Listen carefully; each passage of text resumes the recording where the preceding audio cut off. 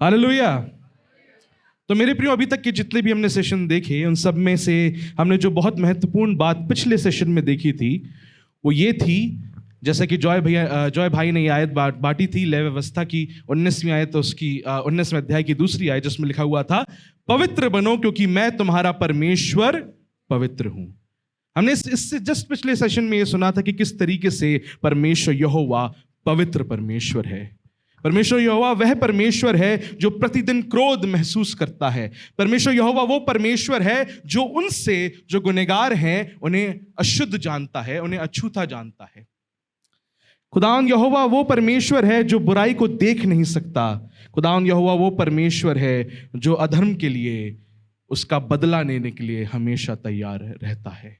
खुदावंद यहोवा वो परमेश्वर है जो भस्म कर देने वाली आग है। हमने सबसे पहले सेशन में ये जाना था कि मूल पाप क्या होता है। हमने ये जाना था कि हर एक व्यक्ति, हर एक मनुष्य अपनी मां के गर्भ से ही गुनाह में पैदा होता है और उत्पन्न होता है और अपनी बदी में ही अपनी शक्ल को पकड़ता है। हमने खुदावंद के कलाम से देखा था सबसे पहले सेशन में कि किस तरीके से पाप ने हमारे हृदय में घर करके रखा है। हम पाप में किस तरीके से मरे हुए हैं और स्वभाव ही से परमेश्वर के क्रोध की संतान है। हमने पहले सेशन के आखिरी हिस्से में यह देखा था कि एक दिन आएगा जब परमेश्वर यहोवा सिंहासन पर बैठेंगे और सबका न्याय करेंगे। प्रकाशित वाक्य उसका 20वां अध्याय एक व्हाइट थ्रोन जजमेंट के बारे में बात करता है। एक श्वेत सिंहासन पर बैठे यहोवा परमेश्वर के न्याय करने के बारे में बात करता है और बताता है किस तरीके से उसके सामने से जमीन भाग गई और आसमान छिप गया और जितने भी छोटे से लेकर बड़े बुजुर्ग या जवान थे जो मर गए थे उसके सामने आकर खड़े हुए, किताबें खोली गईं और परमेश्वर यहोवा ने उनके कामों के अनुसार उनका न्याय किया। और जितनों के नाम जीवन की पुस्तक में लिखे नहीं मिले वह सब अनंत आग की झील में फेंक दिए गए। जिस झील के बारे में बताया गया है कि ये दूसरी मृत्यु है। आमीन। मेरे साथ पढ़ लें उस पर्टिकुलर आयत को जहां पे लिखा हुआ है कि ये दूसरी मृत्यु है। मेरे साथ निकाल लें प्रकाशित वाक्य उसका 20वां अध्याय। और मैं चाहता हूं कि ये जो दृश्य है आपके और मेरे दिमाग में बैठ जाए ताकि हम इस सेशन की गंभीरता को समझ पाएं और देखने पाएं कि क्यों ये जरूरी है हमारे लिए जानना कि परमेश्वर यहोवा किस रीति से न्याय करता है और उसके न्याय की क्या महत्वाकांक्षाएं हैं। प्रकाशित वाक्य की किताब उसका 20वां अध्याय और उसकी 14वीं आयत में लिखा हुआ है, मृत्यु और अधोलोक आग की झील में डाले गए। यह आग की झील दूसरी मृत्यु है और जिस किसी का नाम जीवन की पुस्तक में लिखा हुआ ना मिला वह आग की झील में डाला गया। जिस किसी का नाम जीवन की पुस्तक में नहीं मिला वह आग की झील में डाला गया। तो मेरे प्रियो, इन पिछले सेशन से जो 3 चीजें हमें समझ में आती है वो ये हैं कि परमेश्वर यहोवा पवित्र है और उसकी व्यवस्था के अनुसार वो चाहता है कि हम भी पवित्र बने। लेकिन रोमियो उसका 3रा अध्याय उसकी 10वीं आयत हमको बताती है कोई धर्मी नहीं, एक भी नहीं। खुदावंद की व्यवस्था तो चाहती है कि हम पवित्र बने, हम धर्मी बने, लेकिन परमेश्वर कलाम ये भी जानता है कि हम में से कोई भी धर्मी नहीं, एक भी नहीं। और क्या आज की सुबह यहां बैठा हुआ कोई शख्स उठकर यह कह सकता है कि हाँ मैं धर्मी हूं और मैंने संपूर्ण रीति से परमेश्वर की आज्ञाओं को रखा है, या मेरे जीवन में एक भी क्षण प्रतिशत किसी प्रकार का पाप वास नहीं करता? क्या हम में से कोई भी कह सकता है? मैं अगर ऑनेस्टी के साथ कह सकूं तो मैं ये कतई और बिल्कुल नहीं कह सकता कि मुझ में किसी भी प्रकार का पाप वास नहीं करता।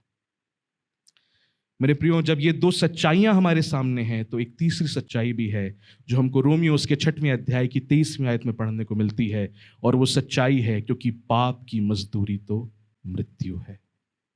क्या सच्चाई है? क्योंकि पाप की मजदूरी तो मृत्यु है। और अभी हम उस अनंत आग की झील के बारे में बात कर रहे थे जहां पर परमेश्वर यहोवा उनको जिनके नाम जीवन की पुस्तक में नहीं है डालने वाला है, जिसको हम दूसरी मृत्यु कहते हैं। आज की सुबह जितने यहां पर बैठे हैं, अगर सोचें उस दृश्य के बारे में जब परमेश्वर यहोवा न्याय करेगा, जब किताबें खोली जाएंगी, तो क्या आप में से कितने लोग ये कह सकते हैं कि जब परमेश्वर यहोवा आपको आपके कर्मों के अनुसार पलटा देगा, न्याय देगा, तो आप में से कितने लोग इस अनंत आग से बच पाएंगे? आप में से कोई कह सकता है ये?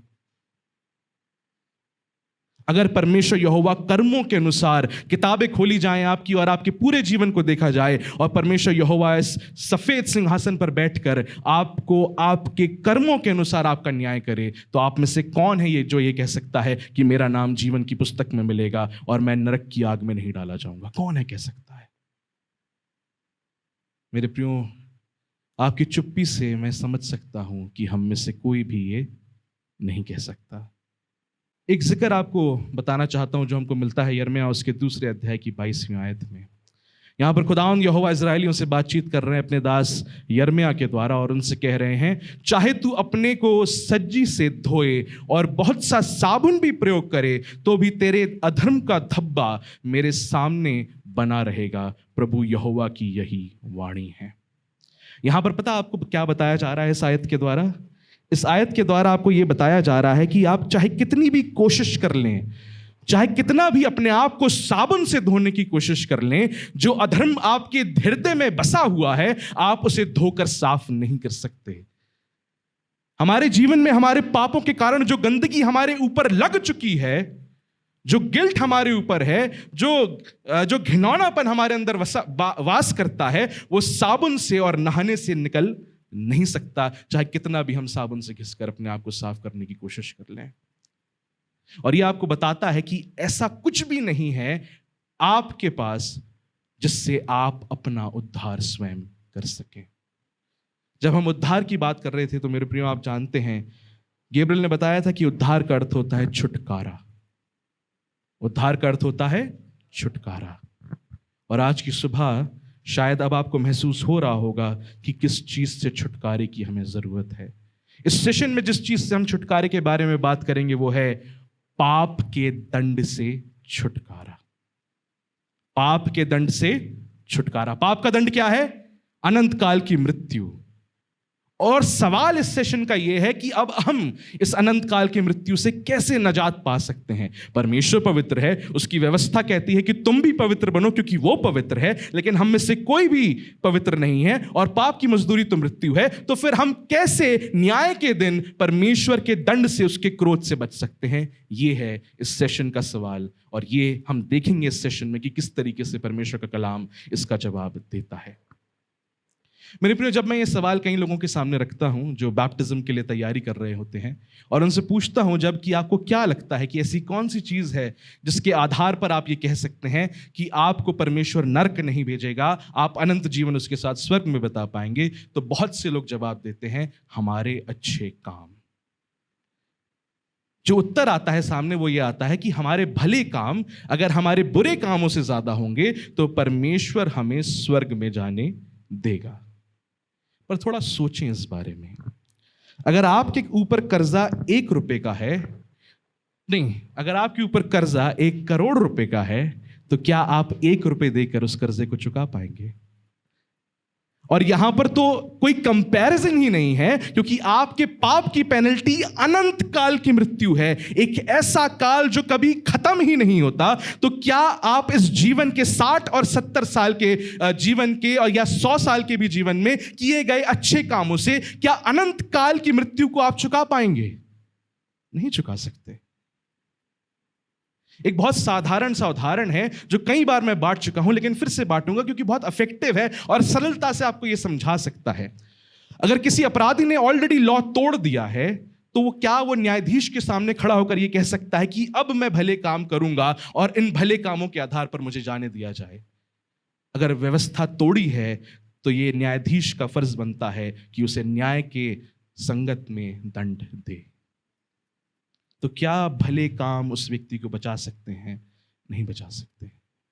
जो है जिस तरीके से बात कर रहा था कि कई बार हम दूसरे को देखते हैं और फिर ये सोचते हैं कि हम तो उससे बेहतर हैं। हम में वो पाप नहीं जो उसके जीवन में पाया जाता है। हम तो अपना जीवन अच्छे से जीने की कोशिश करते हैं, किसी को चोट पहुंचाने की कोशिश नहीं करते। हमारा पाप तो हमारे तक सीमित होता है, उससे किसी को चोट थोड़ी ना पहुंच रही है, तो फिर वो क्यों गलत होगा? लेकिन मेरे प्रियो, अगर परमेश्वर का कलाम उसे गलत कहता है तो फिर वो पाप गलत है। हालेलुया। खुदा के कलाम में ये लिखा हुआ है मेरे प्रियो, परमेश्वर का वचन बताता है, रोमियो उसका 3 अध्याय उसकी 20वीं आयत में लिखा हुआ है, क्योंकि व्यवस्था के कामों से कोई प्राणी उसके सामने धर्मी नहीं ठहरेगा, इसलिए कि व्यवस्था के द्वारा पाप की पहचान होती है। हालेलुया। अगर परमेश्वर अपनी व्यवस्था के अनुसार आपको जांचने बैठ जाए, अगर ये उस दिन व्यवस्था की आज्ञाओं को एक तरफ रखा जाए और आपके जीवन को एक तरफ रखा जाए, तो आप में से कौन है जो ये कह सकता है कि मैंने व्यवस्था की सारी आज्ञाओं को रखा है? कौन है जो ये कह सकता है कि मैंने उसमें से एक भी आज्ञा को नहीं तोड़ा? हम में से कोई भी नहीं कह सकता। तो अगर परमेश्वर यहोवा व्यवस्था के अनुसार हमें जांचेगा, तो हम में से उसके सामने कोई भी धर्मी नहीं ठहरेगा। यद्यपि व्यवस्था से हमें पहचान होती है कि हम कितने बड़े गुनहगार हैं, और व्यवस्था हमें दिखाती है कि परमेश्वर कितना पवित्र है। तो हम अपने कर्मों से अपना उद्धार नहीं कर सकते। तो क्या अब हम ये सोचने लगे कि चलिए एक काम करते हैं, अब हम व्यवस्था को पूरी तरीके से रखेंगे, अब हम व्यवस्था की सारी आज्ञाओं को रखेंगे, अब हम एक भी पाप नहीं करेंगे? क्या अगर ऐसा सोचकर हम अपने आगे के जीवन को जीते हैं, तो और अगर करने में सक्षम हो भी जाते हैं और सफल भी हो जाते हैं कि एक भी आज्ञा को ना तोड़ें व्यवस्था की, तो क्या परमेश्वर यहोवा हमें स्वर्ग जाने देगा? क्या इस आधार पर आपको स्वर्ग भेज देना चाहिए? नहीं, क्योंकि आप व्यवस्था तो ऑलरेडी तोड़ चुके हैं। तो अगर व्यवस्था ऑलरेडी टूट चुकी है आपसे, तो अब उस व्यवस्था को रखकर क्या फायदा? अगर किसी ने कत्ल ऑलरेडी कर दिया है, तो अब वो ये कहे कि मैं अब कत्ल नहीं करूंगा, तो क्या इस आधार पे जो पिछला कत्ल उसने करा था उसकी क्षमा उसे मिल जानी चाहिए? नहीं। सरल है, आप समझ पा रहे हैं? तो ना ही भले कामों से आप अपना उद्धार कर सकते हैं, धार्मिकता के कामों से तो उद्धार कर नहीं सकते आप, और ना ही व्यवस्था अब रखकर आप उद्धार अपना कर सकते हैं। क्योंकि मेरे प्रियो लिखा हुआ है गलातियों उसके 3 अध्याय उसकी 10वीं आयत की उस 3 अध्याय की 10वीं आयत से लेकर 13वीं आयत में, सो जितने लोग व्यवस्था के कामों पर भरोसा रखते हैं वह सब श्राप के अधीन हैं, क्योंकि लिखा है कि जो कोई व्यवस्था की पुस्तक में लिखी हुई सब बातों के करने में स्थिर नहीं रहता वह श्रापित है। जो व्यवस्था पर भरोसा रखते हैं, ऐसे बहुत से लोग हैं जो मूसा की व्यवस्था को लेकर आएंगे और आपसे कहेंगे कि देखिए मूसा की व्यवस्था में लिखा है कि सैटरडे के दिन आराधना होनी चाहिए, आप संडे के दिन आराधना करते हैं, आप गलत करते हैं, आपको सैटरडे के दिन आराधना करनी चाहिए। देखिए मूसा की व्यवस्था में लिखा हुआ है कि इन जानवरों को तो आप खा सकते हैं, लेकिन इन जानवरों को आपको बिल्कुल नहीं खाना है, अगर आप खा रहे हैं तो आप नरक जाएंगे। उसी व्यवस्था की कई हिस्सों को वो फिर भी नहीं छूते हैं जहां पर लिखा हुआ है कि आपको खतना करवाना चाहिए। मेरे प्रियो, मूसा की व्यवस्था की इन आज्ञाओं को रखने से आपका उद्धार नहीं होगा, क्योंकि मूसा की व्यवस्था में उन हिस्सों में जहां पर नैतिक आज्ञाएं दी गई हैं उनको तो आप ऑलरेडी तोड़ चुके हैं। तो ना ही खतना कराकर, ना ही सैटरडे के दिन आराधना करके, और ना ही उन खानों को छोड़कर जिनकी मूसा की व्यवस्था इजाजत नहीं देती, आप अपने आप को नहीं बचा सकते। तो इतने विकल्प हमने देख लिए। क्या भले काम बचा सकते थे? नहीं। क्या व्यवस्था रखना बचा सकता है? नहीं। क्या खतना कराना बचा सकता है, या सबत रखना बचा सकता है, या उन खानों को ना खाना जिनकी इजाजत मूसा की व्यवस्था नहीं देती है, क्या हमको बचा सकता है? नहीं। तो फिर क्या बचा सकता है? ऐसी क्या चीज है जिससे हमें अपने गुनाहों की क्षमा मिल सकती है? ऐसी क्या चीज है जिसके आधार पर जब परमेश्वर यहोवा न्याय के दिन हमें जांचे तो हम उसके दंड से बच सकते हैं? और मेरे प्रियो, उत्तर ये है, इब्रानियों उसके 9वें अध्याय की 22वीं आयत में लिखा हुआ है, और व्यवस्था के अनुसार प्राय सब वस्तुएं लहू के द्वारा शुद्ध की जाती हैं, और बिना लहू बहाए क्षमा नहीं होती।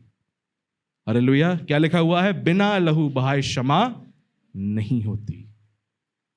तो जब लहू बहाने की बात हो रही है, तो यहां पर आपके अपने लहू को भी बहाने की बात नहीं हो रही है, क्योंकि यहां पर लिखा हुआ है व्यवस्था के प्राय सारी चीजें लहू के द्वारा शुद्ध की जाती थी। जब शुद्ध की जा रही हैं चीजें, तो लहू जो शुद्ध करने के लिए इस्तेमाल हो रहा है शुद्ध ही होना चाहिए, लेकिन हम में से किसी का भी लहू शुद्ध नहीं है। यहां पर आपको और मुझको उत्साहित नहीं करा जा रहा है कि अब हम किसी बकरे या भेड़ को लेकर आए या बैल को लेकर आए और उसे वध करें, उसका खून बहाएं और अपने पापों की क्षमा पा जाएं, क्योंकि परमेश्वर का कलाम यह भी बताता है कि बैलों और भेड़ों के लहू से तुम्हारा उद्धार नहीं हुआ। हालेलुया। इब्रानियों की पुस्तक में लिखा हुआ है, और बिना लहू बहाए पापों की क्षमा नहीं है। इन सारी बातों को बताने का मेरा मकसद पता क्या है आपको आज की सुबह? ये है कि आप जान जाएं कि आप अपने आप को स्वयं नहीं बचा सकते। आप ऐसा कुछ भी नहीं कर सकते जिससे आप परमेश्वर के उद्धार को प्राप्त कर लें, जिससे आप इस छुटकारे को प्राप्त कर लें। किस चीज से छुटकारा? पाप के दंड से छुटकारे को प्राप्त कर लें। तो अगर आप अपना लहू नहीं बहा सकते या किसी बैल या बकरे का लहू बहा के क्षमा नहीं पा सकते, तो फिर किसके लहू से आपका छुटकारा हो सकता है? और आपको, मुझे लगता है कि उत्तर पता है। एक ही का लहू इतना शुद्ध और पवित्र था, जिसने आज से 2000 साल पहले अपने आप को क्रूस पर कुर्बान करके परमेश्वर की व्यवस्था को पूरी धार्मिकता के साथ रखकर आपके लिए अपना कीमती लहू बहाकर क्रूस पर आपके छुटकारे के लिए प्रबंध किया, और उसका नाम है प्रभु यीशु नासरी।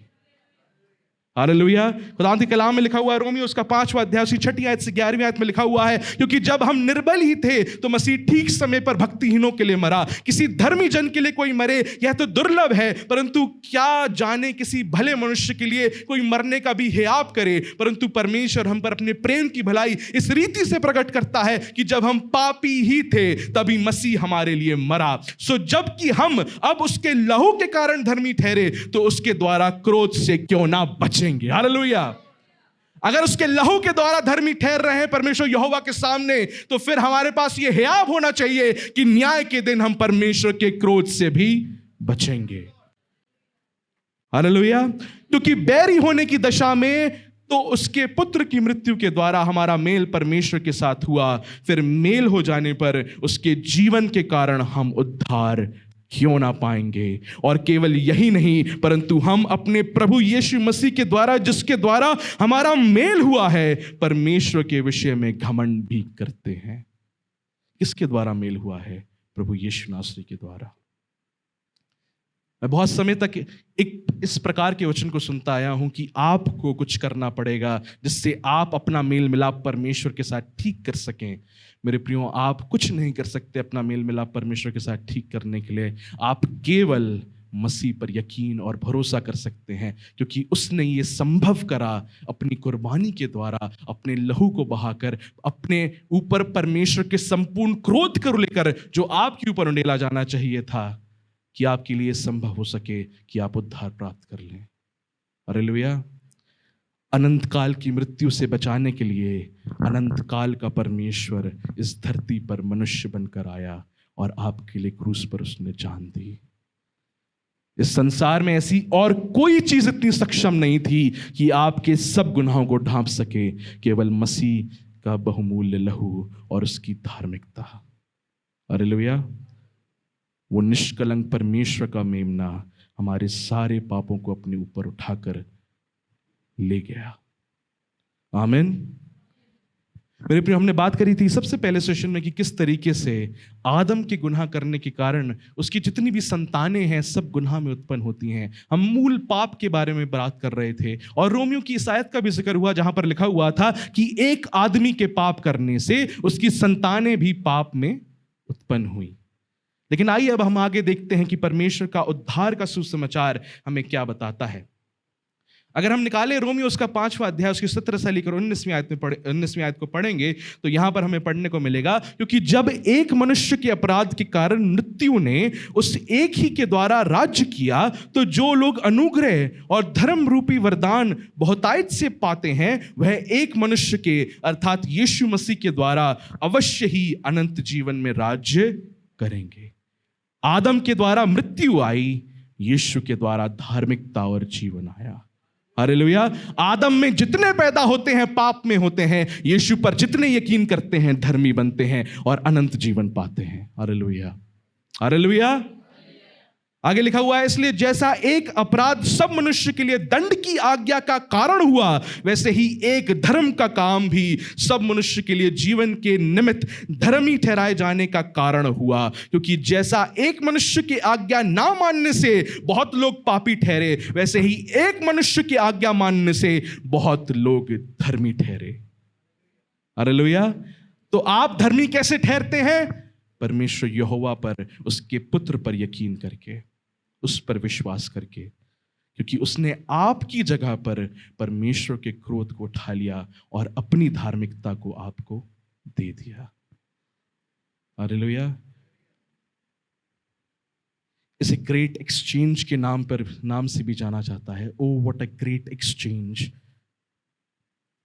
कि उसने मेरे पाप को अपने ऊपर उठा लिया और अपनी धार्मिकता को मुझे दे दिया।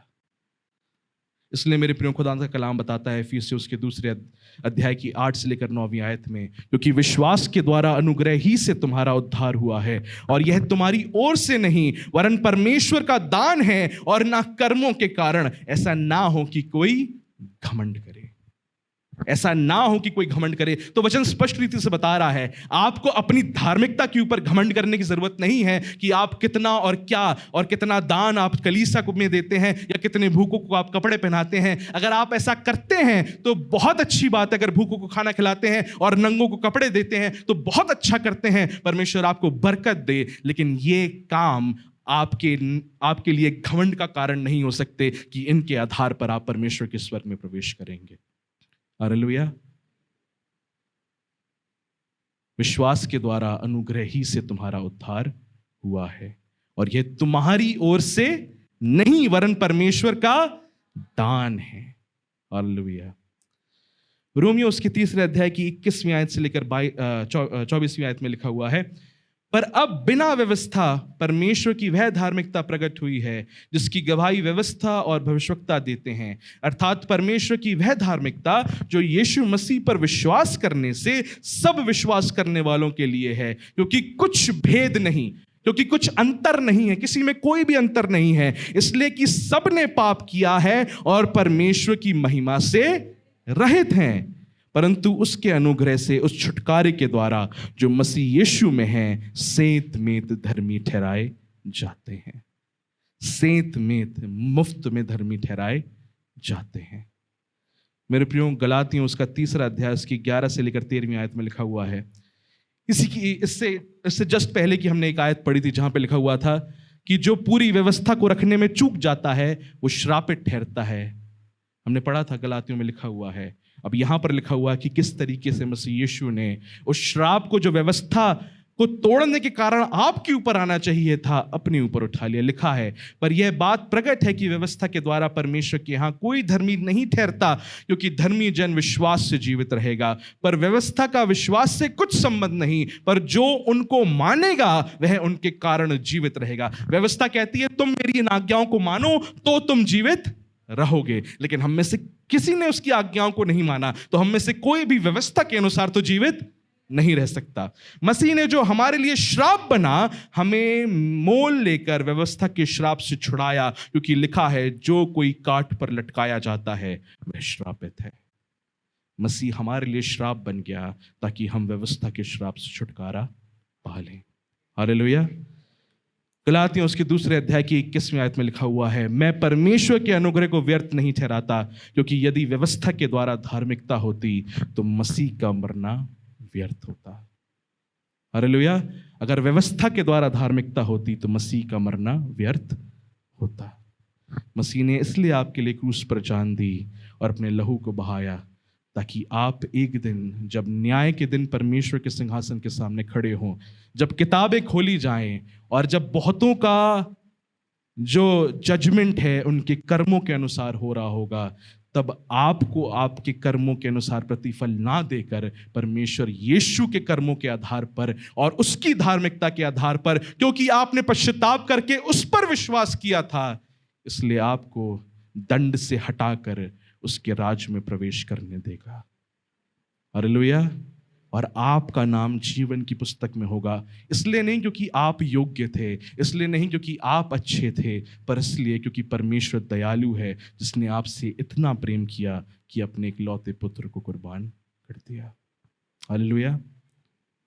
मेरे प्रियो, लिखा हुआ है, अगर मेरे साथ निकालने, यूहन्ना उसका 5वां अध्याय और उसकी 24th आयत मैं चाहता हूं बहन पढ़ने में अगुवाई करे। देखिए क्या लिखा हुआ है, मैं तुमसे सच सच कहता हूँ, मैं तुमसे सच सच कहता हूँ, जो मेरा वचन सुनकर मेरे भेजने वाले पर विश्वास करता है, मेरे भेजने वाले पर विश्वास करता है, अनंत जीवन उसका है, अनंत जीवन उसका है, और उस पर दंड की आज्ञा नहीं होती, और उस पर दंड की आज्ञा नहीं होती, परंतु वो मृत्यु से पार होकर, परंतु वो मृत्यु से पार होकर जीवन में प्रवेश कर चुका है। मृत्यु से पार होकर जीवन में प्रवेश कर चुका है। करेगा ऐसा भी नहीं लिखा है, अगर विश्वास करता है तो कर चुका है।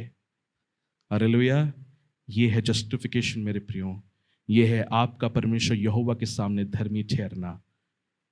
न्याय के दिन जब परमेश्वर न्याय करे तो आपकी धार्मिकता ना देखे, अपने बेटे की धार्मिकता आप पर देखे और आपको माफ करके अपने राज्य में प्रवेश करने दे।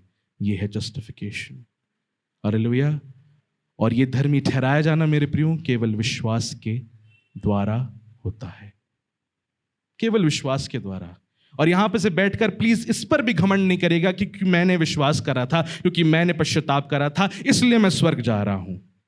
फिर से विश्वास जरूरी है, पश्चाताप जरूरी है, लेकिन विश्वास केवल एक जरिया है, कारण केवल मसीह की कुर्बानी है। उसका मारा जाना है, गाड़ा जाना है और मृतकों में से तीसरे दिन फिर जी उठना है। हालेलुया। आपके विश्वास का कोई मूल्य नहीं है जिसके आधार पर आप ये कह सको कि मैं, ये अच्छी चीज है जिसके आधार पर मैं स्वर्ग जाऊंगा। विश्वास सिर्फ एक जरिया है, कारण केवल मसीह यीशु नासरी है। हालेलुया। केवल उसका क्रूस पर लहू बहाया जाना है। विश्वास भी जरूरी है, पश्चाताप भी जरूरी है। ये दोनों ही चीजें जरूरी हैं जो एक विश्वासी के जीवन में पाई जानी चाहिए, लेकिन कारण और धन्यवाद का कारण केवल यीशु मसीह है। हालेलुया। एक आयत और पढ़ूंगा और फिर उसके बाद हम इस सेशन को खत्म करने की ओर बढ़ेंगे। तीतुस के 3 अध्याय और उसकी 5वीं आयत में लिखा हुआ है, तो उसने हमारा उद्धार किया और यह धर्म के कामों के कारण नहीं जो हमने आप किए, पर अपनी दया के अनुसार नए जन्म के स्नान और पवित्र आत्मा के हमें नए बनाने के द्वारा हुआ। हालेलुया। यहां पर फिर से पौलुस जो है स्पष्ट कर रहा है कि यह हमारे धर्म के कामों के कारण नहीं है, बल्कि किस चीज के कारण है? पर अपनी दया के अनुसार नए जन्म के स्नान और पवित्र आत्मा के हमें नए बनाने के द्वारा हुआ। मेरे प्रियो, जब हम पहले सेशन में बात कर रहे थे तो हम देख रहे थे कि पाप इतना गंभीरता से मनुष्य जाति में बसा हुआ है कि हम सब पाप में मरे हुए ही पैदा होते हैं, और हम में से कोई भी अपनी इच्छा से परमेश्वर को नहीं ढूंढता, अपनी इच्छा से परमेश्वर के नजदीक नहीं आना चाहता। तो फिर ऐसी कौन सी चीज है जो हमें विश्वास तक लेकर आती है, जो हमें परमेश्वर के नजदीक लेकर आती है? और उसका उत्तर स्पष्ट रीति से यह है कि परमेश्वर खुद अपनी पवित्र आत्मा के द्वारा आपके हृदय को नया करता है, एक नया स्नान देता है, आपको सक्षम करता है कि आप उस पर विश्वास और यकीन कर सकें, अपने पास और नजदीक खींच कर लेकर आता है, ताकि आप घुटनों पर जाकर पश्चाताप करके विश्वास करके उसके राज्य में प्रवेश कर सकें। हालेलुया। परमेश्वर है जो नए जन्म का स्नान आपको देता है। बिना पवित्र आत्मा के कोई ये कह नहीं सकता कि मसीह प्रभु है। 1 कुरिन्थियों उसके 12वें अध्याय में ये बात लिखी गई है। बिना पवित्र आत्मा के कोई ये कह नहीं सकता कि मसीह प्रभु है। जिसमें पवित्र आत्मा नहीं वह मसीह का जन नहीं।